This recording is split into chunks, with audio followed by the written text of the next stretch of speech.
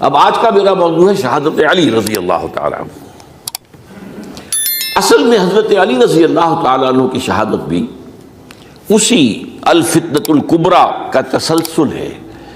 وہ جو عبداللہ ابن سبا کا پیدا کردہ عظیم ترین فتنہ تھا، اسی کا ایک نتیجہ حضرت علی کی شہادت بھی ہے، لیکن وہ بات ذرا تفصیل سے سمجھنی ہوگی، اور اس کے لیے میں ممنون احسان ہوں۔ حال ہی میں ایک کتاب چھپی ہے، ڈاکٹر سید رضوان علی ندوی، وہ محقق ہیں تاریخ کے، انہوں نے بڑی تاریخی تحقیق کے بعد جو باتیں بیان کی ہیں وہ میں آپ کے سامنے رکھ رہا ہوں۔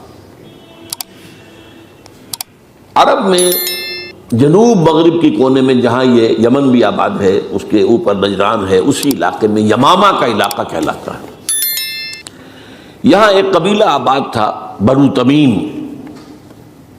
یہ جو لوگ تھے بڑے کرخت مزاج، جنگجو، اکھڑ، ضدی، اور جس بات کو ایک دفعہ مان لیں اس پر اڑ جانے والے اور مر مٹنے والے۔ یہیں سے فتنہ پہلا اٹھا تھا، سب سے بڑا جو نئے جھوٹے نبی کھڑے ہوئے تھے ان میں سب سے بڑا تو مسیلمہ کذاب تھا، یہی تو علاقہ تھا، اور اس کے خلاف اس فتنے کی سرکوبی میں کتنے صحابہ، 1200 صحابہ ایک جنگ کے اندر شہید ہوئے، جن میں 500 جو ہیں وہ حفاظ تھے رضی اللہ تعالیٰ عنہ اجمعین۔ تو یہ لوگ جو یہ تھے بڑے زوردار تھے۔ اس قبیلے کے بارے میں حضرت عمر رضی اللہ تعالیٰ عنہ نے ایک بڑی عجیب حکمت عملی اختیار کی۔ ان کو وہاں سے اکھاڑ کر اور ایران کی سرحدوں پر آباد کر دیا، اب جہاں پر جہاد ہو رہا تھا، تاکہ ان کے اندر جو یہ جنگجوئی ہے یہ اب اس مقصد کے لیے استعمال ہو، اب وہ دارالاسلام کی توسیع کے مقصد کے لیے استعمال ہو، اور وہ ہوئی۔ حضرت عمر نے 2 چھاؤنیاں بنائی تھی رضی اللہ تعالیٰ، کوفہ اور بصرہ، کیونکہ ظاہر بات ہے کہ اب جو اسلام کا دائرہ پھیل رہا تھا اور اسلامی حکومت پھیل رہی تھی، اور زیادہ تر جو ہے مشرق کی طرف پھیل رہی تھی، ایران اور خراسان وغیرہ کی طرف، تو اب مدینے سے اس کا کنٹرول اتنا آسان نہیں تھا، فاصلہ تھا، تو چھاؤنیاں بنائیں تاکہ یہ اس سرحد کے اوپر یہ موجودہ مرکز رہے، یہاں فوجیں موجود رہیں، کہیں کوئی بغاوت ہو تو اس کو کچلنے کے لیے وہ قوت فوری طور پر دستیاب ہو سکے۔ یہ لوگ ہیں کہ جو عبداللہ ابن سبا کی فتنے سے سب سے زیادہ متاثر ہوئے۔ ان کی مزاج میں وہ کجی تو تھی نا، حضرت عمر بھی ان کا جو ایک مضبوط کنٹرول تھا انہیں دبائے رکھا ہے، اور ان کا رخ جو ہے ایک دوسری طرف موڑ کر اس سے اسلام کو فائدہ پہنچایا۔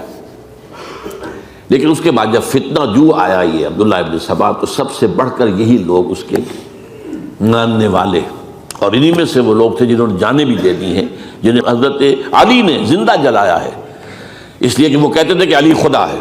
اے علی تم خدا ہو، تم ہمیں آگ میں جلا رہے ہو، یہ تو تم ہمارا امتحان لے رہے ہو۔ وَلَنَبْلُوَنَّكُمْ بِشَيْءٍ مِّنَ الْخَوْفِ وَالْجُوعِ وَنَقْصٍ مِّنَ الْأَمْوَالِ وَالْأَنفُسِ وَالثَّمَرَاتِ، اب وہ اس آیت کو اپنے اوپر منطبق کر رہے ہیں۔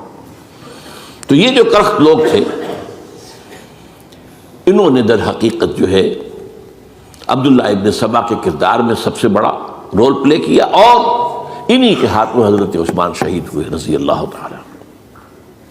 اور اس کے بعد انہوں نے حضرت علی رضی اللہ تعالیٰ عنہ کو اپنے گھیرے میں لے لیا، کیونکہ انہی کی کثیر تعداد موجود تھی مدینے میں جب حضرت عثمان شہید ہوئے۔ اس کے بعد اب ظاہر بات ہے کہ کوئی نہ کوئی تو خلیفہ ہونا چاہیے تھا۔ حضرت طلحہ سے کہا گیا، انہوں نے معذرت کر لی، حضرت زبیر سے کہا گیا، انہوں نے معذرت کر لی۔ اب ظاہر بات ہے کہ حضرت علی آخر امت کو چھوڑا تو نہیں جا سکتا تھا بغیر امام کے، انہوں نے قبول کر لی، اگرچہ حضرت حسن روکتے رہے کہ ابا جان یہ ان لوگوں کی بیعت جو ہے آپ قبول نہ کیجیے۔ حضرت حسن تو ان میں سے ہے جو حضرت عثمان کے دروازے پر کھڑے تھے پہرے دار کی حیثیت سے، حسن اور حسین رضی اللہ تعالیٰ عنہ، انہیں تو معلوم تھا فتنہ جو کون لوگ ہیں۔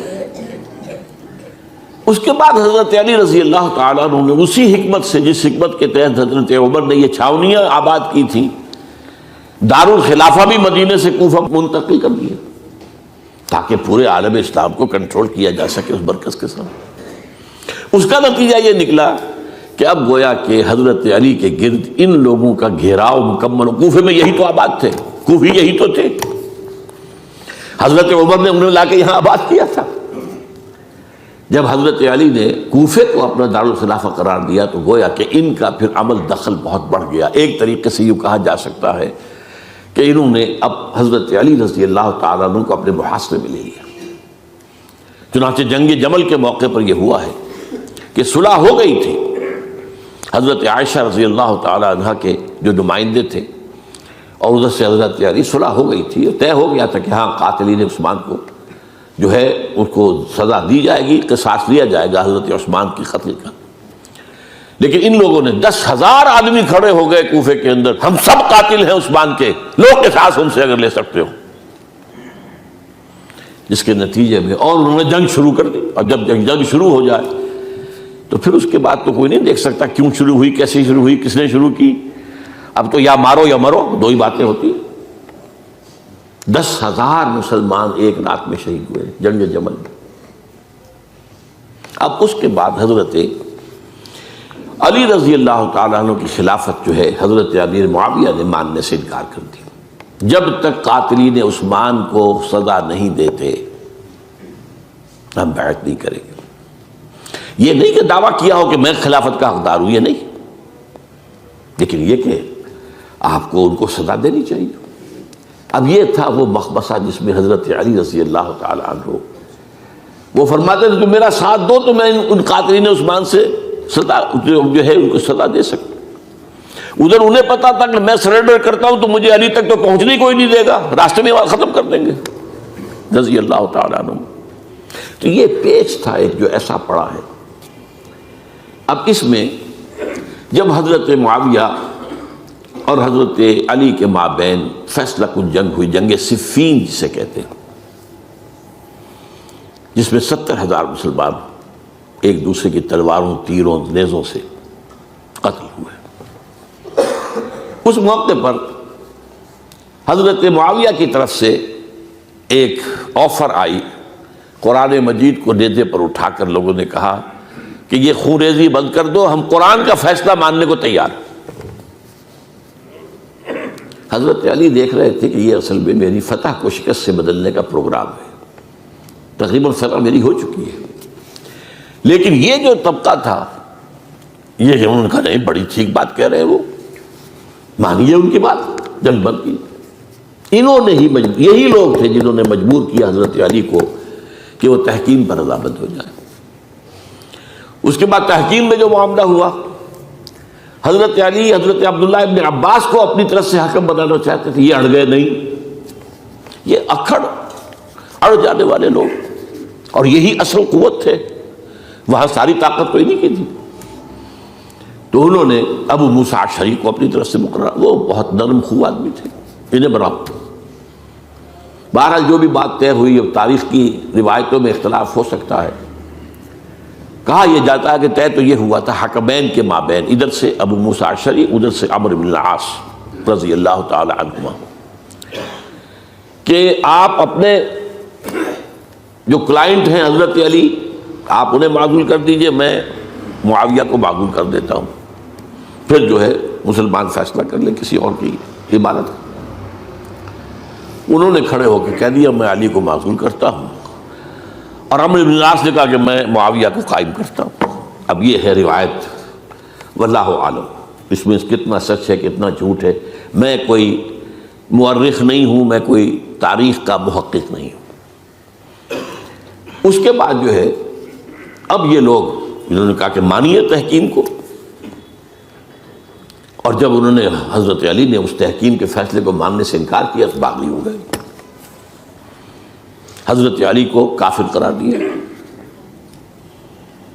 اور جا کر ایک جگہ پر حرورہ ایک جگہ تھی وہاں پر جا کے جمع ہو گئے، جتھا بندی کی، بہت بڑی طاقت پر وہاں کری۔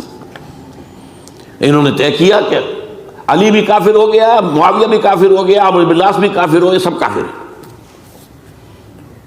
حضرت علی کی طرف سے ایک گئے سفیر ان سے بات کرنے کے لیے، تو انہوں نے کہا تم ہی نے تو کہا تھا کہ تحکیم کو تسلیم کرو، کہ ہاں ہم نے گناہ کیا تھا، کفر کیا تھا، ہم توبہ کی ہم نے. اگر علی بھی مان لے کہ میں نے مان کر کفر کیا تھا، اب میں توبہ کرتا ہوں، تو ہم ان کی بات مان لیں گے. اب حضرت علی اس طرح کا جھوٹ کیسے بولتے ہیں؟ انہوں نے تو کوئی کفر نہیں کیا تھا. بہرحال انہوں نے پھر بھی نرمی برتی کہ دیکھو اگر تم کوئی خونریزی نہیں کرو گے، فساد نہیں مچاؤ گے، تو میں تمہیں کچھ نہیں کہوں گا. لیکن وہ اپنی ان شرارتوں سے بعد نہیں آئے. تو پھر تیسری جو بڑی جنگ ہوئی ہے ان جنگوں میں، جنگ نہروان کہلاتی ہے، حضرت علی کی جنگ خوارج کے ساتھ، جس میں 4000 خارجی جو ہے وہ قتل ہوئے. اور یہ بات اب آپ نوٹ کر لیجئے کہ یہ لوگ جیسا کہ اکھڑ بھی تھے لیکن اپنی بات پر ڈٹ جانے والے تھے، لیکن ساتھ ہی دیندار بھی تھے، نمازی اور روزے دار بھی تھے. یہ اس طرح کے لوگ نہیں تھے کہ جو فاسق اور فاجر ہو. بس یہ مزاج کا ایک ہے، جو بات دل میں بیٹھ گئی اڑ گئے. تو یہ اصل میں انہوں نے پھر فیصلہ کیا کہ اور تو ہمارے بس میں اب کچھ نہیں ہے، ان تینوں کو قتل کر دیا جائے، علی کو بھی اور معاویہ کو بھی اور عمرو بن العاص کو بھی. تو ایک جگہ ان کی سازش ہوئی، 3 آدمی معین ہو گئے، ایک ہی وقت کا طے فیصلہ ہو گیا، فلاں تاریخ کو فجر کے وقت تم جاؤ. وہ تم کوفے کی جامع مسجد میں، جب علی نماز جماعت کرا رہے ہو خنجر مارو انہیں. اور یہ اس کا نام ابن ملجم تھا، خارجی. یہ وہی لوگ بنو تمیم کے لوگ. دوسرا جو تھا وہ دمشق میں حضرت معاویہ کو قتل کرنے، شہید کرنے کے لیے پہنچ گیا. تیسرا مصر پہنچ گیا حضرت عمرو بن العاص کو. اب یہ بات اللہ کی طرف سے ہے، یہ تو اس کی مشیت ہے، اس کا فیصلہ ہے. حضرت علی پر وار کارگر ہوا، اب شہید ہو گئے. حضرت معاویہ پر وہ وار ذرا اوچھا پڑا، زخمی تو ہوئے لیکن آپ کی جان بچ گئی. عمرو بن العاص اس روز مسجد میں کسی معذوری کی وجہ سے، عذر کی وجہ سے فجر میں آ ہی نہیں سکے، لہذا حضرت علی کی شہادت ہو گئی. اب یہ ہے اصل پس منظر، کن لوگوں نے کیا شہید اصل میں وہ سمجھ لینے کی بات ہے. یہ خوارج نے شہید کیا، لیکن خوارج کا فتنہ سبائی فتنے ہی کا آف شوٹ ہے، اسی کے ذیل میں ہے، اسی کی ایک شاخ ہے، اسی کا ایک نتیجہ ہے. یہ خوارج جو ہے بعد میں بھی ان کی مسلسل جو ہے وہ جنگیں رہی ہیں. بہرحال اس صورتحال کو یہ سمجھ لیجئے کہ یہ خلفائے ثلاثہ رضی اللہ تعالی عنہ، حضرت عمر شہید، عثمان شہید، علی شہید. عجیب بات ہے کہ تینوں کا نام عین سے شروع ہوتا ہے، عمر عین سے، عثمان عین سے، علی عین سے. تینوں شہید ہوئے ہیں. لیکن یہ کہ یہ ہے تاریخی پس منظر.